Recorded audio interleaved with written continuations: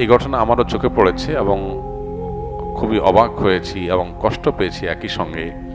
একজন ইমাম, তার আকীদা যাই হোক না কেন, তার চিন্তা যাই হোক না কেন, একজন আলিম, একজন সম্মানিত ইমাম, তার বিরুদ্ধে কোনো অভিযোগ উঠলে তিনি দোষী হলে 100 বার তার বিচার হবে, কিন্তু একটা অভিযোগ তুলে একটা মানুষকে পিটিয়ে মেরে ফেলা, এটা কোনো সভ্য সমাজে গ্রহণযোগ্য হতে পারে না।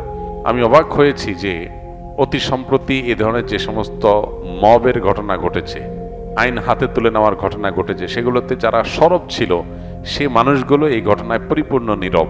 তাদের মুখ থেকে কোনো আওয়াজ আমরা শুনতে পাই নাই। কি কারণে? কারণ এখানে নিহত লোকটা একজন ইমাম, সেজন্য নিহত লোকটা একজন আলেম, সেজন্য। এই যদি হয় আমাদের সমাজের অবস্থা, তাহলে এই সমাজের জন্য কোনো কল্যাণ অপেক্ষা করছে না।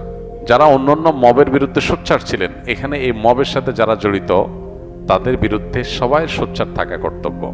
একটা লোক অপরাধী হলে, অপরাধ প্রমাণ হওয়ার আগ পর্যন্ত, অভিযুক্ত হলে অপরাধ প্রমাণ হওয়ার আগ পর্যন্ত তাকে অপরাধী বলা যাবে না। এখানে কি ঘটেছে আমরা কেউ জানি না, কিন্তু আমরা এটুকু জানি লোকটাকে পিটিয়ে মেরে ফেলা হয়েছে। এবং আমরা ভিডিওতে দেখেছি যে পানি পান করার জন্য তিনি ছটফট করছেন, তখনও পানির বোতল মুখের কাছে নিয়ে পুলিশের কর্তব্যরত কোনো এক সদস্য তিনি বোতলটা আবার ফেরত নিয়ে আসছেন, তাকে পানি পান করতে দেন নাই। পিপাসায় ছটফট করতে করতে লোকটা মারা গেল। এটা তো একটা সভ্য সমাজে কোনোভাবে মেনে নেওয়া যায় না। একজন মানুষ তিনি যদি অপরাধীও হন, পানি পান করতে চাইবে, তাকে পানি পান করতে দিবেন না, তাকে মেরে ফেলবেন। এটার সুষ্ঠু তদন্ত এবং বিচার দাবি করছি আমরা। অপরাধীদেরকে খুঁজে বের করে দৃষ্টান্তমূলক শাস্তি হোক। কিন্তু দুঃখজনক বিষয়, এই দেশে দাবি আমরা করে যাই, বাস্তবায়ন আমরা দেখি না। কবে যে এই দেশে আইনের শাসন প্রতিষ্ঠা হবে, কবে যে এই দেশে অপরাধ করলে মানুষ পার পাবে না, সেটা একমাত্র আল্লাহ তাআলা ভালো জানেন। আমরা স্বপ্ন দেখি এক এক সময়, এক একজনকে নিয়ে, এক এক গ্রুপকে নিয়ে, কিন্তু তারা আমাদের সেই স্বপ্নগুলোকে ধুলির সাথে মিশিয়ে দেয়। আল্লাহ তাআলা এই দেশে মানুষের প্রতি রহম করুন, করুণা করুন। আমরা যেন এই দেশে সুশাসন পাই, সেরকম নেতৃত্ব, সেরকম লোক, সেরকম পরিবেশ আল্লাহ তাআলা আমাদেরকে মেহেরবানি করে, দয়া করে, অনুগ্রহ করে, ভিক্ষাস্বরূপ আল্লাহ যেন আমাদেরকে দান করেন।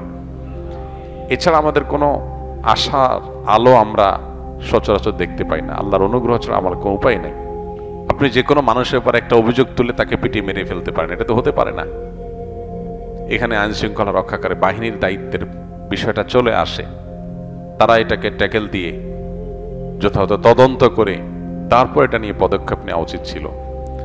আলেম ওলামারা, ইমাম সাহেবরা সমাজে তাদের মর্যাদা যেখানে সবচেয়ে বেশি থাকার কথা ছিল, সেখানে তাদের আজ এই দুরবস্থা। এটা খুবই দুর্ভাগ্যজনক একটা বাস্তবতা। কোন অবস্থাতে এটা মেনে নেওয়া যায় না। এই চিত্র যতবার দেখেছি ততবার ভেতর থেকে কষ্ট অনুভব করেছি প্রচন্ডভাবে। একজন ইমাম, তিনি কোন আকীদার, কোন মাসলাকের, কোন মানহাজের, এগুলো দেখার দরকার নাই। এমনকি তিনি যদি ইমাম না হয়ে একজন সাধারণ মানুষও হতেন, একই কথা ছিল। ঢাকা ইউনিভার্সিটিতে যখন একজন তরুণকে চুরির মিথ্যা অজুহাতে বা মিথ্যা সত্য যাই হোক, চুরির অভিযোগ তুলে তাকে পিটিয়ে মেরে ফেলা হয়েছে, আমরা সেটার বিরুদ্ধে কথা বলেছি। এভাবে যত রকমের মব হয়েছে আমরা জানতে পারলে সেটা নিয়ে আমরা মুখ খুলেছি। সেখানে একজন ইমামকে এভাবে পিটিয়ে মেরে ফেলা হবে, আমি মূলধারা মিডিয়াগুলোতে এটা নিয়ে তেমন কোনো হইচই দেখি নাই, টকশোগুলোতে সরগরম হতে দেখি নাই। কারণ কি? লোকটা একজন ইমাম। যে দেশে, যে সমাজে ওলামায়ে কেরামের প্রতি ন্যূনতম শ্রদ্ধা এবং দায়িত্বশীলতা থাকবে না, সে সমাজের জন্য কোনো কল্যাণ অপেক্ষা করতে পারে না। আল্লাহ আমাদেরকে আমাদের যার যার জায়গা থেকে দায়িত্বশীল আচরণ করার তৌফিক দান করুন। সেকুলার এবং নাস্তিক যারা এদেশের তথাকথিত সুশীল সাজে, এখানে যদি আজকে ইমামের জায়গায় কোনো হিন্দু পণ্ডিত, অন্য ধর্মের কেউ তার ব্যাপারে এরকম কোনো অভিযোগের ভিত্তিতে মানুষ পিটিয়ে তাকে মেরে ফেলতো, তাকে পানি না দিত, তাহলে দেখতেন তাদের মায়া কান্না কত প্রকার কি কি। যেহেতু লোকটা ইমাম, সেজন্য সব চুপ হয়ে গেছে।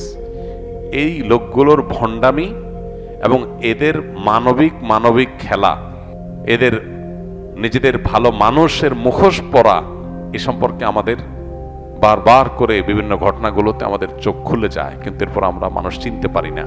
এদেশের প্রকৃত বন্ধু ওলামায়ে কেরাম। ওলামায়ে কেরামের চাইতে এদেশের প্রকৃত এবং সত্যিকারের বন্ধু আর কেউ নাই। আসলে সকল অনাচারে দেখবেন ওলামারা মুখ খুলেছেন, সবাই হয়তো পরে বুঝছেন।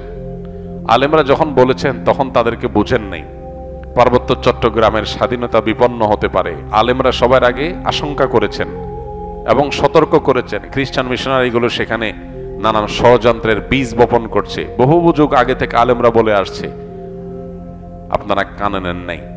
কিন্তু যখন বিপদ কাছায় গেছে তখন আপনারা নড়ে চড়ে বসেছেন।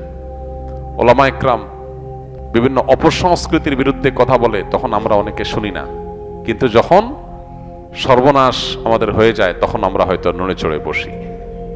আল্লাহ তাআলা আমাদেরকে সম্বিত যেন ফিরে পাই, আমাদের বিবেচনা বোধ যেন জাগ্রত হয়, সত্য আর অসত্য যেন আমরা বুঝতে পারি, সেই তৌফিক দান করুন।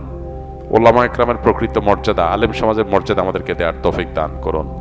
আলেমদের লেবাস পরে যদি কেউ অন্যায় করে শতকণ্ঠে আমরা তার বিচার চাই, অবশ্যই তার বিচার করা হোক। যত রকমের অন্যায় অনাচার হতে পারে, সেটা বলাৎকার হোক, জেনা হোক, অন্য কোনো অপরাধ হোক, একজন আলেম করলেও তার বিচার করতে হবে, সাধারণ মানুষ করলেও তার বিচার করতে হবে। ইসলাম সে ইনসাফ কায়েম করার জন্যই এসেছে। আমরা সেটা অবশ্যই বলবো, শতকণ্ঠে বলবো। কোনো আলেম কোনো অন্যায় করলে সেটা সবার আগে আমরা প্রতিবাদ করার চেষ্টা করি, সেটা অন্যায়কে অন্যায় বলার চেষ্টা করি। কিন্তু একজন আলেমকে অভিযোগ দিয়ে প্রমাণ হওয়ার আগে পিটিয়ে মেরে ফেলবেন এবং একটা সমাজ চেয়ে চেয়ে দেখবে, এটা নিয়ে তেমন কোনো আলোচনাও নাই, হইচই নাই, এটা নিয়ে টকশোগুলো গরম হচ্ছে না, টেলিভিশনগুলোতে আলোচনা তেমন একটা শোনা যাচ্ছে না। এটা দুর্ভাগ্যজনক। এদেশের 4 লক্ষ মসজিদ, 4 লক্ষ ইমাম, এই 4 লক্ষ ইমাম তারা যদি তাদের মতপার্থক্য ভুলে, তারা যদি জাতীয় স্বার্থে ঐক্যবদ্ধ থাকেন, তারা যদি দেশ এবং মানুষের কল্যাণে নিজেদেরকে নিয়োজিত করেন, তাহলে ইমামদেরকে এরকম অবজ্ঞা করার সুযোগ কেউ পাবে না।